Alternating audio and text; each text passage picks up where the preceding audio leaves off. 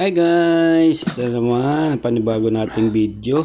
I-share ko lang sa inyo yung araw-araw nating trabaho dito sa flower shop. Ayan ang roses. Nililinis lang po natin. Tinatanggalan natin ng mga tinik tsaka mga lumang dahon at lumang petals ng mga rose. Ganyan lang po ang araw-araw kong trabaho, kundi maglinis habang wala tayong customer. Then after that, ilalagay natin yan sa display area. Pero sa ngayon, linisin muna natin. Ayan, maraming kulay ang mga rosas, kaya marami tayong nililinis, hindi lang red. Meron ding yellow, pink, orange, purple, may mga double color din. Kaya ganyan ang ginagawa namin dito sa shop. Pagpasok mo, kailangan mo meron kang display na flowers sa display area para pag may customer, makakapili sila at marami silang makikitang mga roses na magaganda. Kaya ganyan, araw-araw maglilinis yan. May mga sira minsan na roses kami nare-receive, pero minsan pinapapalit namin yan sa mga nagdi-deliver.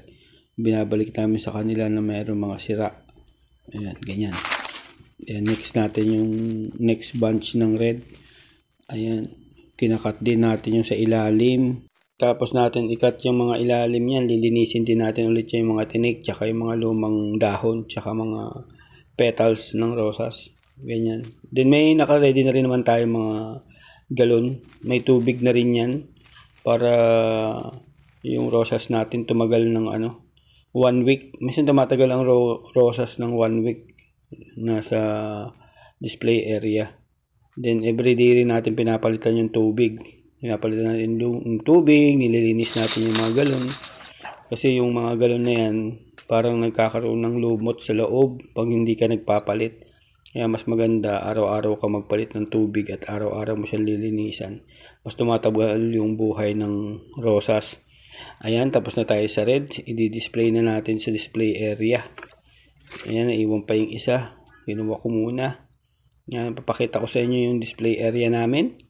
Dito po ang display area ng mga rose kung saan pumupunta yung mga customer at pumapasok dyan sa loob ng display area namin para makapili ng mga rose na gusto nila at i-arrange namin yung mga rose na napili nila. Habang wala pa tayong customer, ganyan ang ginagawa natin araw-araw. Ayan, kinuha ko na rin yung lumang balde at wala na rin laman.